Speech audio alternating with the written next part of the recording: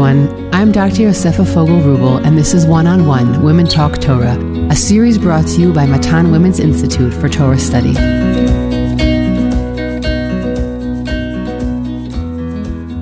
Welcome back to Matan's One-on-One Parsha podcast, where we spend about 30 minutes discussing deep thematic points about the parsha. Our podcast series on Shemot focuses on identity and nationality formation. We're going to try and address the big biblical themes of slavery, redemption, society building, and commitment to a binding code of law, as well as explore together with our guests how we can anchor these big ideas in our modern lives. This week's episode is dedicated in memory of Lili Weil. It was around Lili's dining room table that Rabbanit Malke Bina first taught a Talmud shiur to women and is what provided the inspiration for Matan's creation. Lili was a woman of grace and kindness, wisdom, and good deeds. If you would like to sponsor a podcast episode in honor or memory of a loved one, please contact the Matan office via telephone or email us at podcast@matan.org.il. Parshat Bo opens with the final three plagues, locusts, darkness, and the death of the firstborns, and includes all the formative instructions for the moment of Exodus, the Pesach sacrifice, the redemption of the animal and human firstborn, and how this mitzvah intertwines with the plague of the firstborn. The parsha is unusually occupied with setting the tone for how Pesach will be remembered in the future. It spends less time recording the events as they happen and much more detailing how they should be commemorated. This will be the topic of today's conversation. Today, I am pleased to welcome back a returning podcast guest, Dr. Ayelet Hoffman Libson, who appeared in our first series on Women and Their Torah Journey, episode 7, and joined me for episode 37 on Parshat Vayera last year, where we spoke about Moshe as lawmaker and lawbreaker. Ayelet taught at Matan for over a decade and is a graduate of its Advanced Talmud Institute. She is currently a senior lecturer at the School of Law at Reichman University.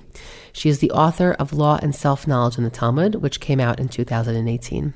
Ayelet, it is a pleasure to have you back. It's a pleasure to be here. Thank you. We're speaking almost around the exact same parsha we spoke about last year, so I also thought that was a funny coincidence. So bring us into this week's parsha. It's a parsha that sort of hangs out in the present, in the future. It goes back and forth between them, and I love to explore the nexus of those events with you today. This parsha really brings the story of the 10 plagues to a climax. In last week's parsha, we spoke about the first 7 plagues, and this parsha leads us into the last 3 plagues, as you mentioned, and brings us to the very dramatic story of the plague of the firstborn. Now, what's interesting is that this parsha is also the parsha where we first have a serious discussion of law for the first time in the Torah. And everyone knows the very famous first Rashi on the Torah, where Rashi cites a midrash where Rabbi Yitzchak says the Torah actually should have started from Parshat Bo, right? From the laws of the Pesach, where these are the first laws that the Torah gives us.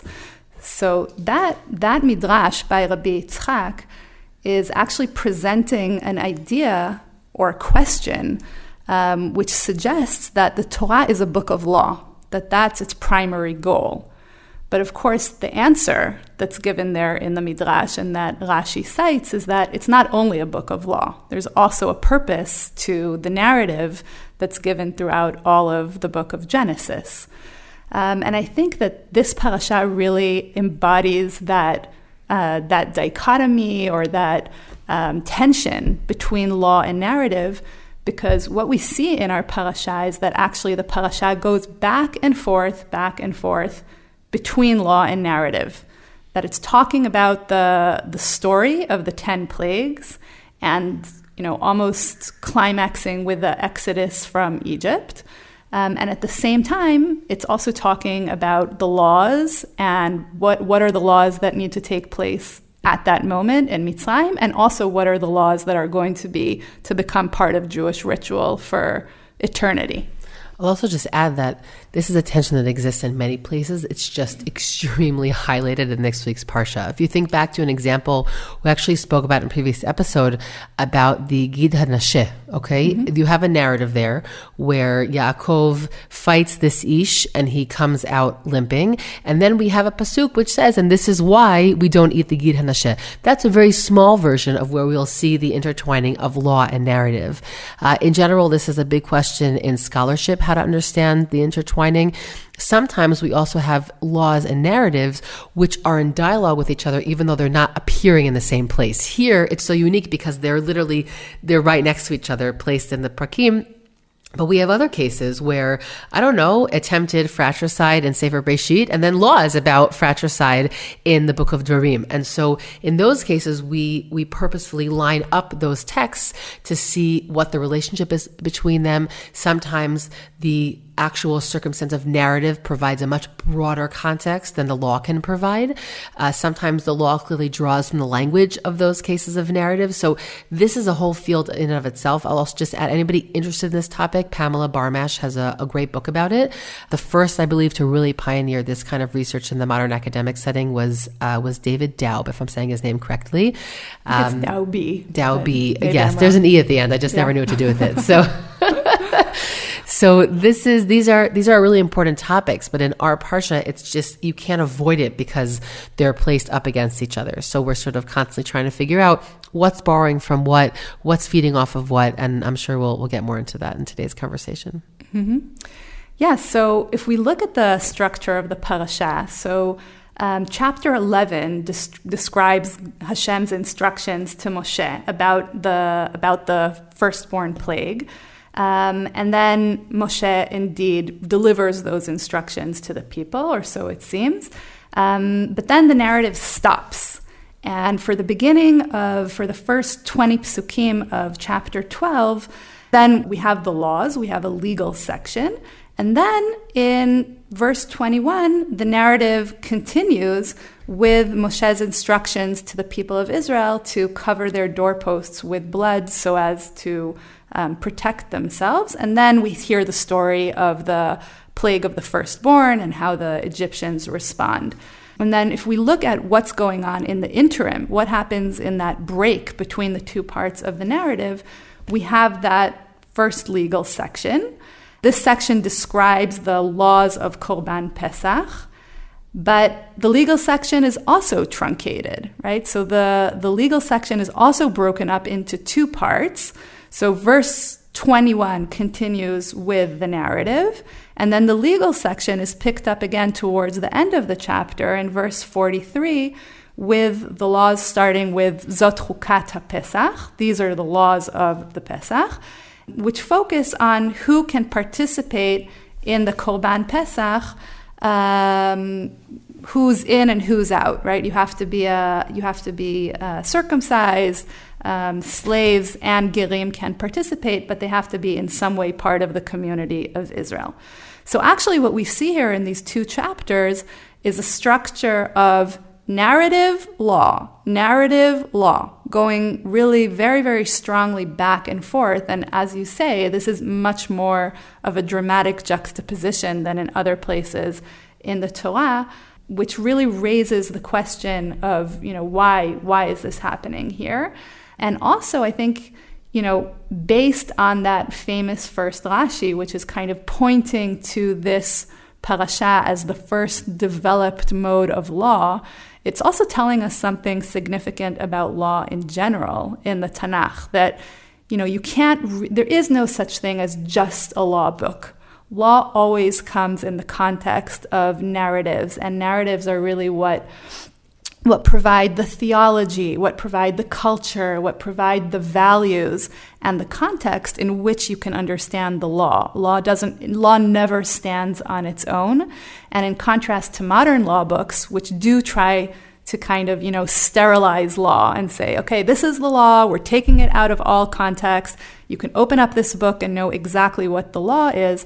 The Torah is very upfront about showing us you have to understand law in a much broader context. Right, that provides meaning. It also maybe provides impetus for keeping it to a certain degree. Right. But I think that's a really, really important point, that especially at the beginning of where law is given, in a few prakim, it'll be given in a theophany. It'll be given in a context of a spiritual experience, right? Now, our everyday experience of keeping law, does it reflect that spiritual experience? No, of course not. But there's something you're saying in like the DNA of giving the law initially in that context, which imbues it with a much deeper dimension than just, this is what you're supposed to do. Right. And of course, Chet HaEgel immediately afterwards also shows us how hard it is to keep that law, right? That it's not something that's easy. It's a challenge. It's something that you have to accept the suppositions and you have to really keep that theophany in mind all the time, because otherwise you're going to get let go of the law very quickly. Yeah. So what are some of the themes that come up in these laws that we're learning?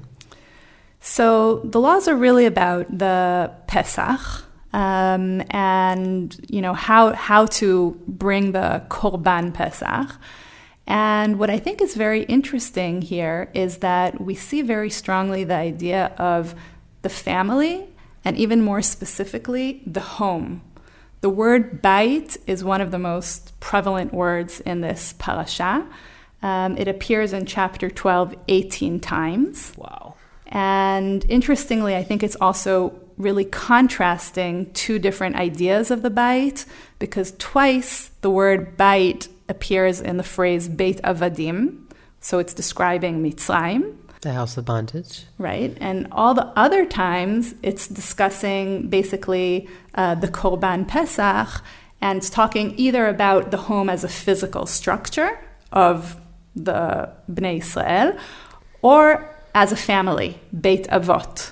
So I think that both the legal and the narrative portion here are honing in on that word bait, the home, as a way of contrasting two different ideas of the home. That there's the Egyptian idea of the home, and there's the Israelite idea of the home of Bnei Israel.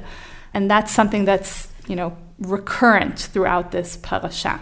Interestingly, the name Paro means, the etymology of the name Paro is the great house.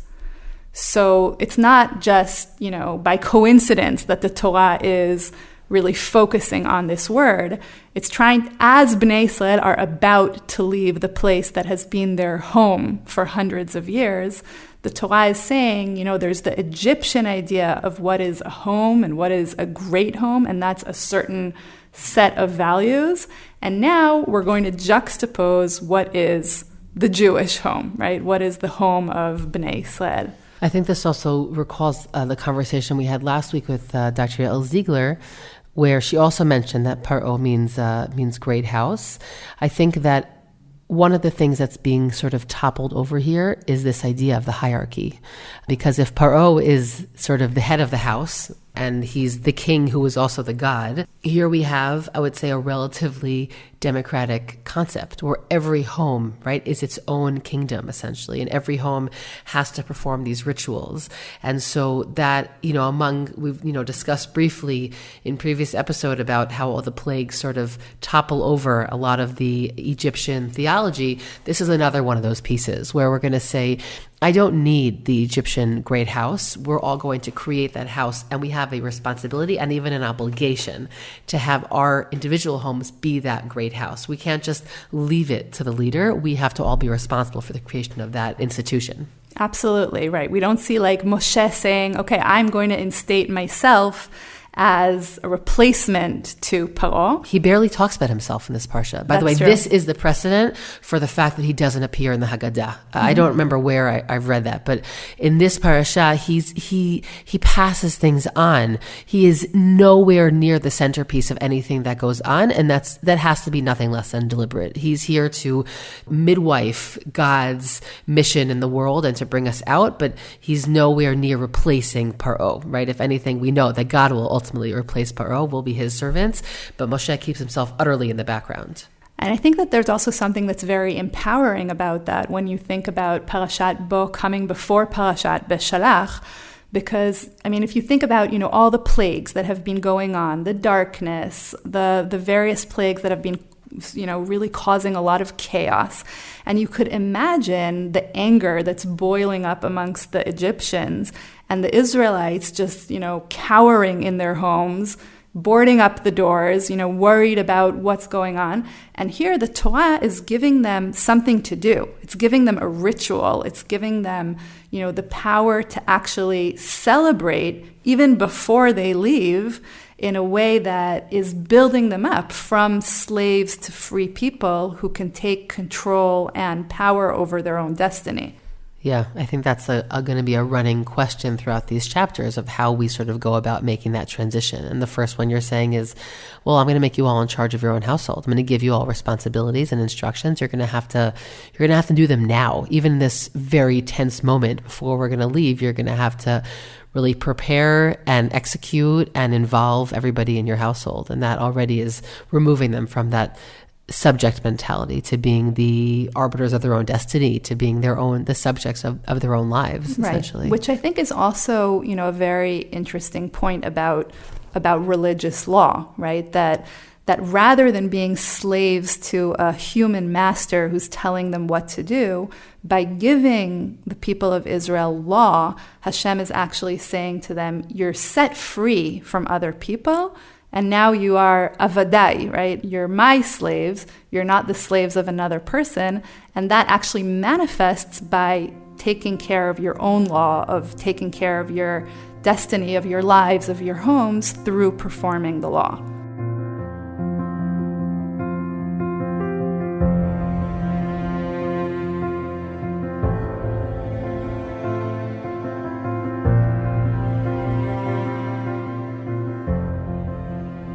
So the Torah emphasizes the importance of the Beit, of the home, for the Korban Pesach. And we really see the repetition of the phrase Beit again and again. So each Beit Avot, each family, takes one lamb. The blood of the lamb is placed on the doorposts of the house. Ala batim asher yochlu oto bahem. God will see the blood, which will be a sign on the homes. V'haya adam lachem leot al habatim asher atem sham. And the sacrifice has to be eaten in one home. Bebait echad ye'achel. So we see here those two senses of the word bait, both as the physical structure and as the beit avot, the family. So the experience is kind of uniting the family, each family in their own home, bringing the sacrifice together and putting the blood on the doorposts together. At the same time, the narrative is also cognizant of what's occurring inside the homes of the Egyptians, right? Because when we go back from the law to the narrative, and the narrative is discussing the plague of the firstborns, then the verse says, "V'tehi tza'aka gdola b'Mitzrayim ki en bait asher en sham met." Right? There was a great cry that went out in Egypt because there was no home in which there was no one who was dead. So I think that there's the narrative is kind of, or going back and forth between the narrative and law is actually suggesting a kind of a split screen scene, which is contrasting the homes of Bnei Israel with the homes of the Egyptians. And there's actually a fascinating midrash on the verse in Tehillim, Lemakeh Mitzrayim bivchorehem, which picks up on this contrast. So the midrash says when God told Moshe to announce that Makat Bechorot was going to be coming and that at midnight all the firstborns would die, then the firstborns of Egypt panicked because they had seen that all the other plagues that had been announced had indeed come true. So they went to their fathers and they said to them, everything Moshe said to us came true. Don't you want us to live? Come on, let's let these Hebrews go. Otherwise, we'll die. And the fathers replied and said, no, even if all of Egypt will die, we're not going to let the Israelites go. So the Bechorot, the firstborns, didn't give up. They're fighting for their lives. So they went to Paro And they said to him, they screamed to him, and they said, please let the people go, because we're going to die and you're going to have a terrible thing will happen to your family too. But Paro wouldn't agree either. And so the Bechorot, because they were so frustrated and they wanted to release the people of Israel, they each took their swords and killed their own fathers. And that's why the verse says, Lemakeh Mitzrayim bivchorehem, that it's not just, the pasuk doesn't say God killed the firstborns of Egypt, but he killed Egypt by its firstborns. So that's how the Midrash interprets this pasuk. So the Midrash is, first of all, showing us the panic in the homes of the Egyptians right before this plague. But it's also showing us something, a window into the culture of Egypt, where, first of all, they're so intent on keeping their slaves that they're even willing to sacrifice their own families so as not to let go of Bnei Israel, and that the children are lifting up their swords at the parents, right? That there's a complete opposite of everything that the Torah offers about kabed et avicha ve'et imecha, about harmony within the home. You know, it's really like an antithesis of everything that we think a good and harmonious home should be. You know, I'll just bring in here a quote from Leon Kassa's commentary on the book of Shemot. I've mentioned it before. I mentioned him in Breshit, and so I'll continue to mention him in Shemot until he comes out with books, commentaries later on for the Torah. But he says something that I think weaves together both the morality that we're trying to create right now in this moment in the Jewish home versus the morality that's reflected certainly by the Midrash that you just quoted. He says at the same time, the household principle is being subordinated to the communal principle and to divine service, meaning we have this bite, but the bite does not exist just as the individual bite of each Israelite home. It's part of this broader process, in part to acknowledge and remedy the evils that lurk in the uninstructed human family, the dangers of patricide, infanticide, and especially fratricide. Thus, the family offering tacitly acknowledges the impulse within families to bloody their own nest. That sort of comes up for me exactly when you bring in that midrash. An impulse that must and will be redirected and tamed. It may also serve as belated symbolic penance for the intended fratricide that brought Israel into Egypt in the first place. The story of Joseph and his murderous brothers who brought his coat stained with the blood of a goat to their father Jacob as phony evidence that a wild beast must have devoured him. What I think he's saying here, which is so beautiful because it also connects a lot of the themes we spoke about in the book of Breshit, is this idea that not only are we focusing on the home now, and it contrasts the hierarchy that we're trying to overthrow in Egypt, but to a certain degree, it also continues to provide a tikkun, some sort of rectification for the degradation of the home that we saw in Sefer Breshit. And we spent a lot of time talking about that. So the emphasis on home here and how we want to have everybody come together, we're going to have a ritual that's joined in and really partaken by all the family, in many ways is this continued overcoming of a lot of the impulses we saw also earlier in Sefer Breshit. So that midrash to me really brings that all up because it really highlights exactly what we're trying to prevent through all of these laws, and that this idea that we won't be our brother's keeper, that we won't save, right? When we know that things are going to be bad, of course we're going to save our children, whereas in this midrash it portrays Egypt as being so intent on keeping their hierarchy and keeping the status quo that they won't even save their own children. It's really interesting because I think that quote and the midrash sheds new light on the Korban Pesach, that it's not only that there's a Korban that needs to be brought for Pesach, and you do it as a family, but actually this is a Korban for the family, right? Yeah. There's a sense of like kapara in putting the blood on the doorposts, a kind of atonement, and, you know, like before the people of Israel leave Egypt, they're maybe setting aside the past and atoning for it, and now they can actually go out not only as a bunch of families, but as a nation. Wow. Yeah, it's sort of like the institution of the family, as you said, achieving atonement for the things that naturally can happen inside the family, and then being able from there to move on. And it also really connects this idea that we've spoken about also in the past about how the family is the basis for the nation. And there's something about the Korban Pesach, which is the bridge between those two pieces. It's a bridge between the family and the nation. And it's an unbelievable moment how really through the law itself, we've managed to put this into place. It's unbelievable. And I think that in many ways, unlike many laws which over the years become distilled, this particular law, even though we don't bring the Korban Pesach, the rituals that we've created in place of the Korban Pesach have really kept the spirit of this alive, meaning we really preserve the family this way.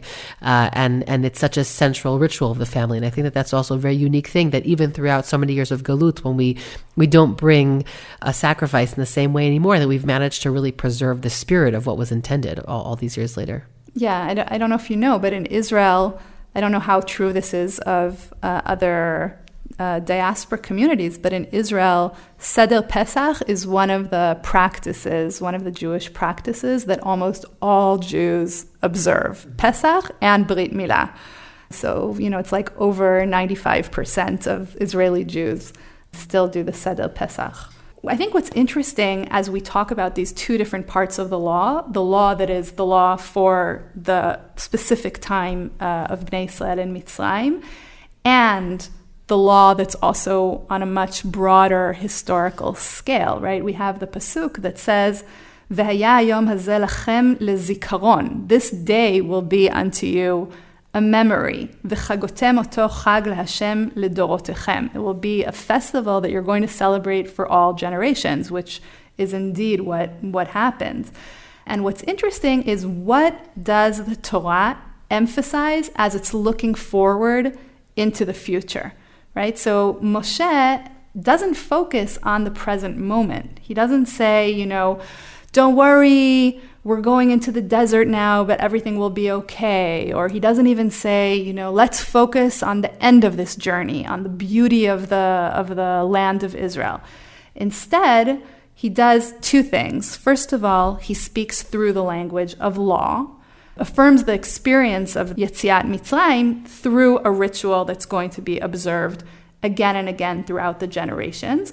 And secondly, he doesn't just talk about the ritual, but he talks about how important it is to relay this experience to the next generation through a historical narrative. And then we have 3 psukim which emphasize again and again speaking and explaining to children, right? This is the basis of the questions of the 4 sons in the Haggadah.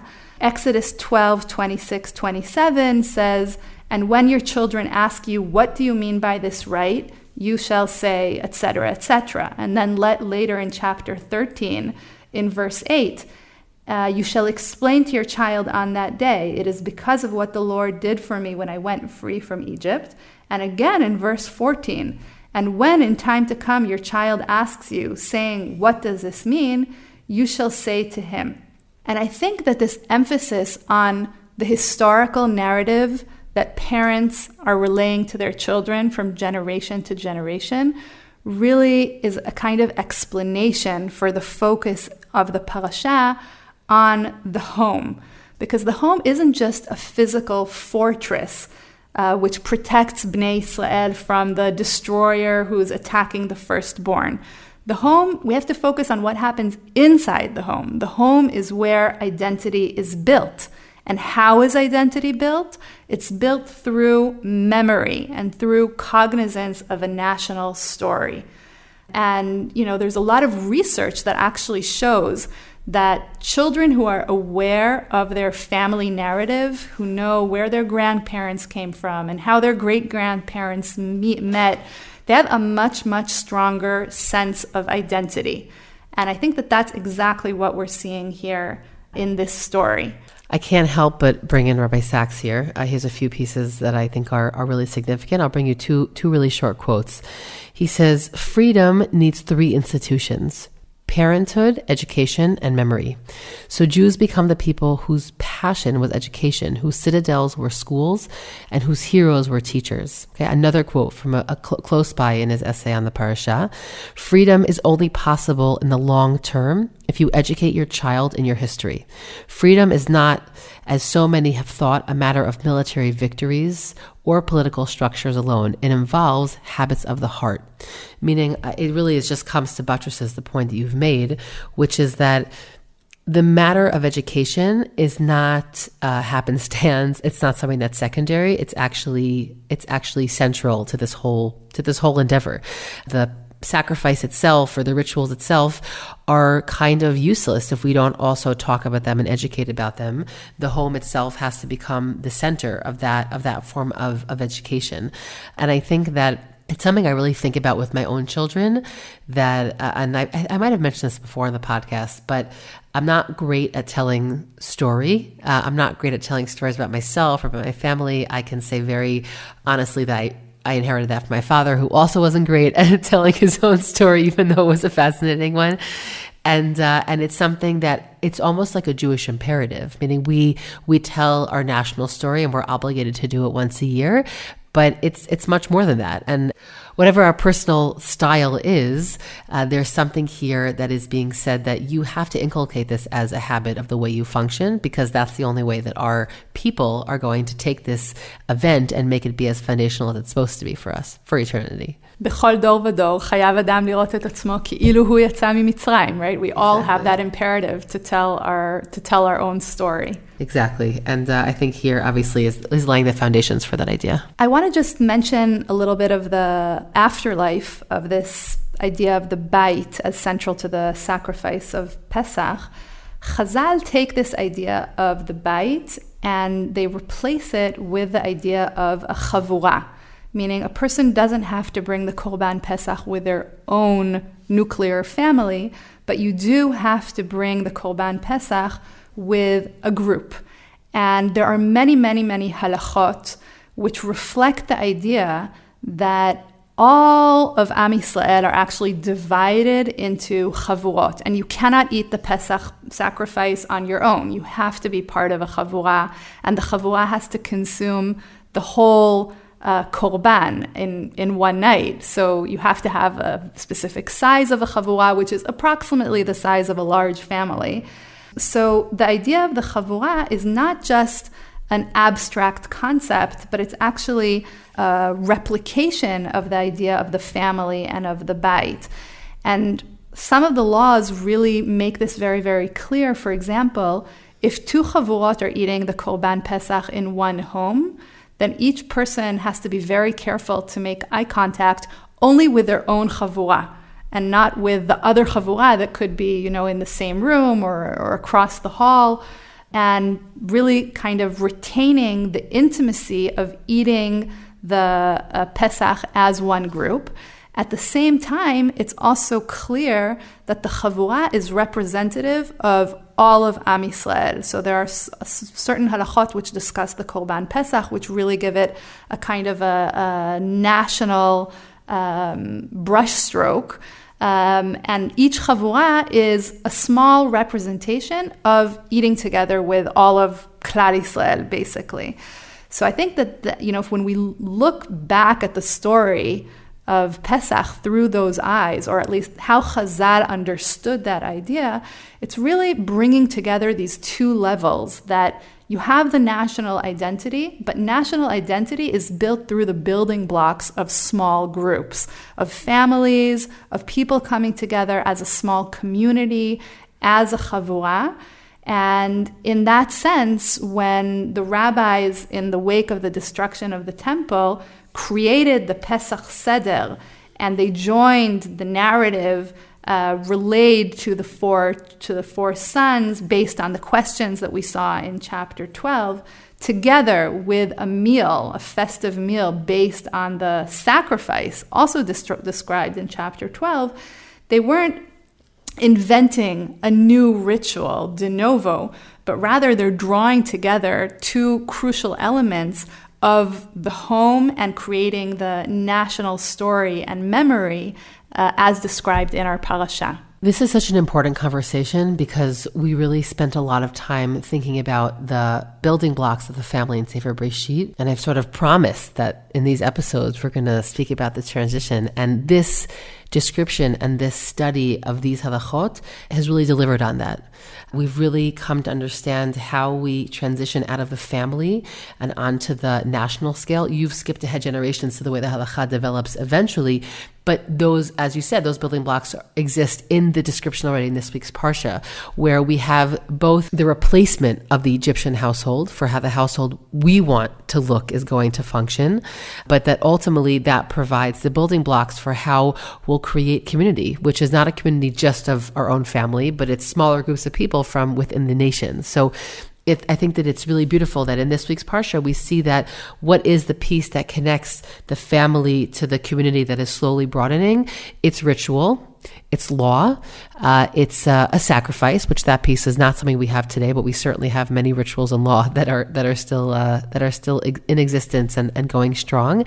And ultimately, we're going to see slowly through these parshiyot how law is going to be that which continues to create this transition. That we have our story that we have to keep telling, and we have to keep being conscious about the way we mold the story, which is also something we spoke about 2 weeks ago. And as we progress, and as I said in my introduction to these episodes, where we have first our parshiyot in the land of Egypt, and then we move to our law-giving parshiot, and then we move to the Mishkan, we're sort of seeing how there is a personal bite in the beginning of the book. We receive law, and eventually we're going to make a national home.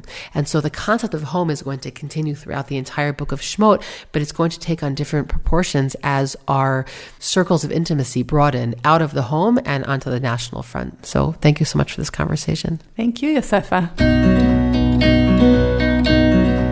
I hope you've enjoyed this conversation as much as I did. I'm Dr. Yosefa Fogel-Rubel, and this is One-on-One Women Talk Torah, a series brought to you by Matan Women's Institute for Torah Study.